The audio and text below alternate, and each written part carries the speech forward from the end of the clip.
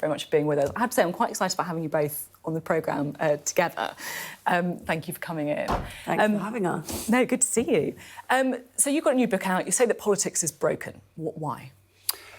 I think the big breaker of it has been some of the issues you've just been discussing with Andy there. I think populism, polarisation, and the fact that we're now, thanks to Brexit and Boris Johnson, in a post-truth world similar to Trump's America. And added to which, I think that a lot of people of Grace's generation are just sort of looking at politics and thinking, I think they really, really care about the world, really care about trying to make change in the world, but they're looking at politics and how they see it done and thinking this just has very little to do with me. Yeah, do you think that's right then? I mean, I do, yeah, increasingly so. Especially at the moment, the Tories feel so far removed from, like, most people I know and lots of people of my generation. And then also, I think, like, culturally, they just feel really far removed from us. But I think, I mean, we've been talking about this for such a long time, actually, because since I started doing activism, I guess, I've realised how many young people, and this was when I was actually young. I feel like I can't. How old are you now? I just turned 29. That's definitely still young. I know. In my book, that's anything under 30 Yeah, but then young. Young people are like so much more impressive. You know, like late teens, people in their early 20s at the moment are just doing such unbelievable things. But I remember thinking that when I started doing all of that, I was like, well, there are all of these young people who are unbelievably impressive and inspiring, but wouldn't consider a career in politics. And that's really depressing. It is quite depressing, isn't it? Don't you think? Do you think that actually politics is turning off, and I not even making this party political, but just generally just turning off young people from politics, from running to be MPs? Well, I think there's lots of... I actually think that the way that the media covers politics as well is a problem. I think people look at it, and then social media as well, you know, women, young women and women of colour in particular, the abuse that they see other women getting, it puts them off. But Grace is right. I mean, you know, I was really pleased to hear... I saw your interview with Jonathan Reynolds. I really hope Labour are going to fight to lower the voting age. I think that's really important.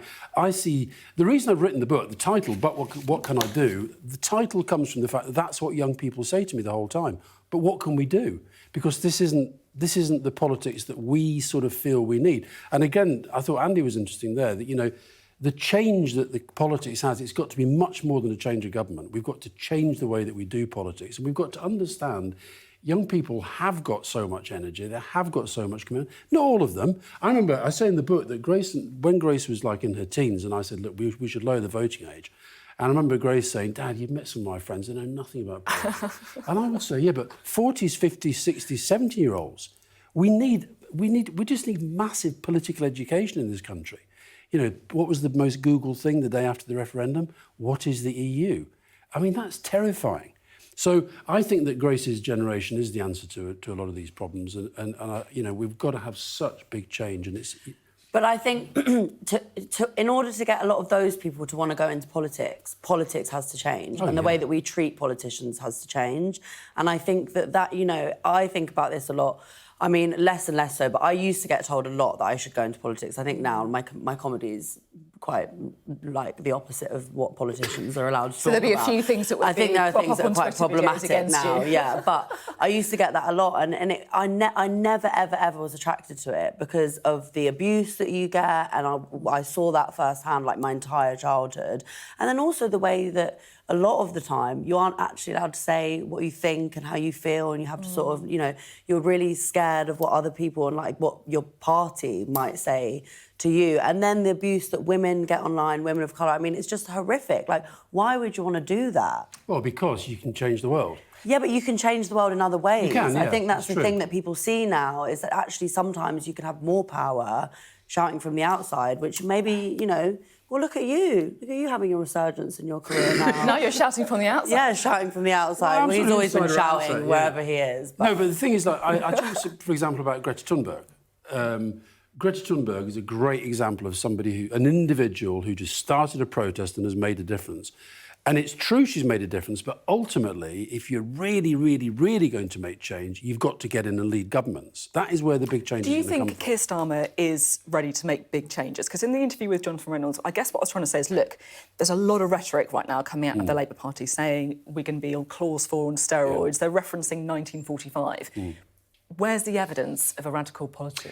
I thought it was I watched your interview in the green room, and I thought it was a really interesting interview because I could see where you were coming from, and I could also see where he was coming from. What I really like about what Keir's done is he's so methodical. People say he's dull and he's boring. He's just methodical. And I think we need a bit of that. So he's gone stage 1, decontaminate Labour brand post the Corbyn period. Stage 2, show that the Tories are absolutely useless and unfit to govern. Stage 3, here's the big positive agenda. And I think what's going to happen with these missions that they've got, and now this rhetoric, as you say, is they're now setting themselves that target for those big policy ideas to come. They've now got to happen. And I kind of agree with both you and Jonathan. I think there is a lot there that they're projecting, but actually for the public, there's very little sense of how that's going to affect and change their lives. And I think that's the next stage for Labour. So I was more hopeful after yesterday, actually, that Labour really does understand the scale of the challenge. And they can never, again, Jonathan made this point, no matter how bad the government is, you can never rely on that. You've got to focus on your own agenda, your own strategy, and get it over the line. What do you make of Keir Starmer? Well, I mean, actually, I think he's doing a good job now. I mean, I am so sick of the Tory government that we just need to get Labour in power. And I have, you know, there are things that Keir does that I guess like annoy some people of my generation, but I just keep saying, like, I know so well from growing up with him, and this has been his rrhetoric my entire life, there is nothing you can do when you're not in power. What was it like growing up with Alastair Campbell as your dad? I loved it.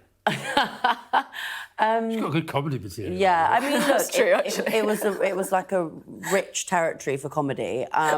It was very interesting, never a dull moment with him, I would say. But it was also at times quite stressful. I'm very protective of him. You know, like, I don't like people saying bad things about him. I feel sometimes I have to be with him in case he gets into an argument. So you're a bit like his bodyguard. Yeah. There have been moments in my life where if I wasn't there, it would have been really bad. But thankfully, I was there. Anything in particular and he doesn't you want to like share with fighting us? in front of me because he's such a nice guy. You just do it away from Grace then instead, right? Do it in Newsnight Studios. He used to take me places when I was a kid, because then he felt it would calm him down if I was there. He'd be less likely to get into a blow-up. What's the biggest thing you two disagree about? Actually, do you know what? I really feel he's listened so much on, like, you know, women's stuff. And I think, you know, I do credit myself to a lot of him now being really aware of things that he just wasn't Anything before. in particular that you give an example Well, I of? just like the treatment of women and, like, the things that women go through that I guess, like, a lot of men need to listen to more and need to not just, like, pretend they're listening, actually engage in and understand, like, what it is like to be a woman in this society. I give culture. a specific example I actually write about in the book is the period poverty campaign. I'd never really thought about that. And it was only when Grace came along with her friend Scarlett Curtis and sort of sat me down and said, look, this is really, really, really bad, and why is nobody talking about this? And then the next thing, they were running a campaign and they got a change in the law. But also, even on a sort of, like, taboo thing, he didn't even, like, really like talking about periods then. And then I've confronted a lot of that, of, like, normalising some of the conversations that should just not be a shameful thing for women to have to talk about. It does genuinely feel like that we are, in the last 5-10 years, stuff like periods we can talk about on TV, which I just can't really imagine that happening so much when I was growing up, or young women. Well, I can remember the argument going on in I can't remember which budget it was, but there was a budget about there was a discussion about whether we can say tampon tax. I mean, it was like... It's ridiculous. crazy. It's ridiculous. You actually can't.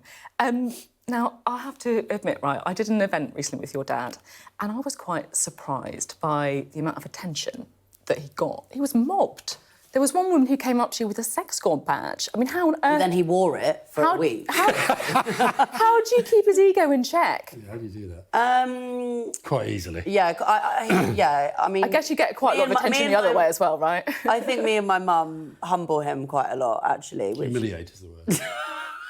But I think it's a good thing, because he can get a bit, you know, big for his boots sometimes. So I think you need to... You were shocked, though, weren't you? I was, but then I have got... I'll be honest, on social media, there's plenty of people the other way as well, Oh, yeah, so I wouldn't worry too much. Yeah, but they're the ones who go on social media, but the ones who come to your face tend to be very, very nice. That's why it's quite nice being out about. Yeah, just don't go on Twitter, just go to I him. don't really bother about Twitter. Now- I tweet too much, but I don't look at the comments. But we did a video when I was on tour in Leicester, and we went up to people in the street saying, have you ever heard of Grace Campbell? Nobody knew who I was. Nobody knew who you were. There you go. So 2 people? who were coming to my show. Who went to Bingo Bongo. No, they didn't know who you were. Bongo Bingo. Bongo Bingo. Now, we spoke to Jacob Rees-Mogg earlier on the programme, and I asked him about the benefits of Brexit, to put to you, right? He talked about the not having to be part of the £199 billion COVID recovery fund. He talked about the free trade deal with Australia. He talked about the global leadership we've shown in Ukraine. And he said, above all, it's about democracy so that we don't have to be told what to do by Alastair Campbell and his mates. Is that what he said? Yeah. Well, I'd say on Ukraine, I would definitely say that the UK has done a good job in relation to Ukraine, but that has nothing to do with us being outside the European Union. The Australian trade deal and all the other trade deals they're either cut and paste from what we had with the EU, or they're adding a minuscule amount in the long term to our trade, which has meanwhile been absolutely battered. Jacob Rees-Mogg's dad is a big part of the book because Jacob Rees-Mogg's dad, William, wrote a book back in 1997 called The Sovereign Individual. And that is what Brexit is about for the Jacob Rees-Mogg types. And it's sort of in your interview, it's about getting rid of taxation, getting rid of regulation, and actually getting rid of democratic control.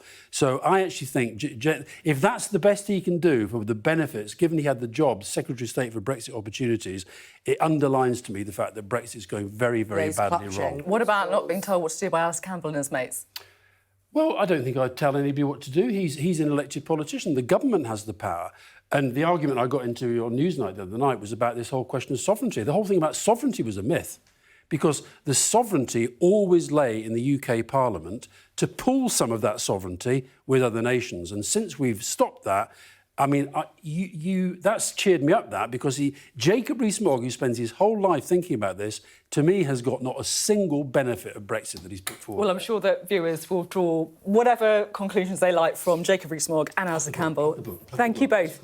But what can I do? Thank you very much indeed for being on the programme today. Really good to have you on as well.